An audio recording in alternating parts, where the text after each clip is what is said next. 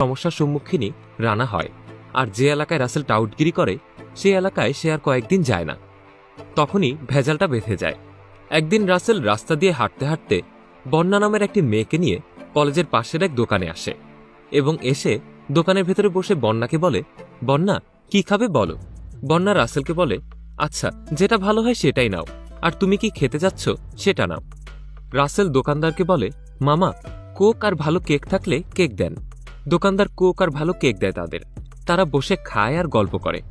তারপর রাসেল বন্যাকে বসতে বলে দোকানদারের কাছে গিয়ে তারপর রাসেল বন্যাকে বলে, এই তুমি একটু দাঁড়াও, আমি মামার সাথে একটু কথা বলে আসি। তারপর দোকানদারের কাছে গিয়ে রাসেল কানে কানে বলে, মামা আজকে আমার কাছে টাকা নেই, পরে দেব। দোকানদার মাথার ইশারা দিয়ে বলে, ঠিক আছে। তখন রাসেল বের হয়ে বন্যাকে নিয়ে চলে যায়। কয়েকদিন থেকে রাসেলের কোনো খবর নেই।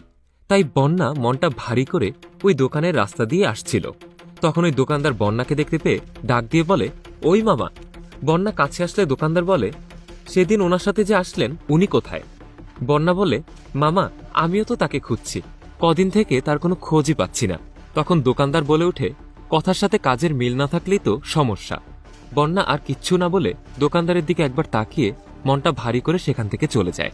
ঠিক পরদিন রানা আর তার স্ত্রী আয়শা ওই রাস্তা দিয়ে হাঁটতে হাঁটতে রানার শ্বশুরবাড়ি যাচ্ছে। ওই দোকানের কাছে আসতেই দোকানদার তাদের দেখতে পেয়ে ভাবে এটা সেই ছেলে, তার মানে রাসেল। তখন দোকানদার তার দোকান থেকে বের হয়ে যেয়ে রানার শার্টের কলার ধরে বলে, কিরে মামা চিটারি করার জায়গা পাস না? দোকানদারের হাতটা ধরে টেনে আয়শা বলে, ছাড়েন ছাড়েন, কি করছেন আমার স্বামীকে? দোকানদার আবারও বলে ওঠে, এটা কেডা, তাহলে সেদিনেরটা কই? রানা তখন দোকানদারকে বলে, ছাড়েন বলছি আমাকে, আপনি এগুলো কি করছেন? আর কিসের চিটারি? এটা কেডা সেটা কই, তার মানে আমি আপনার সাথে কি চিটারি করেছি আমি তো কিছুই বুঝতে পারছি না। ঠিক সেই সময় ওই রাস্তা দিয়ে বন্যা আসে এবং এসে প্রথমে একটু দাঁড়িয়ে দেখে, কিন্তু সেও চিনতে পারে নাই যে এটা রাসেল না অন্য কেউ। রাসেল ভেবেই সে কাছে এসে বলে, তুমি, তোমার গেটআপের এই অবস্থা কেন? আর এ কে? রানা বলে, এটা আমার বউ। তখন বন্যা রাগ করে রানার শার্টের কলার ধরে টেনে বলে, চিটারি করার জায়গা পাস না? আমাকে বাদ দিয়ে ওকে বিয়ে করেছিস, এটা আমি মানি না।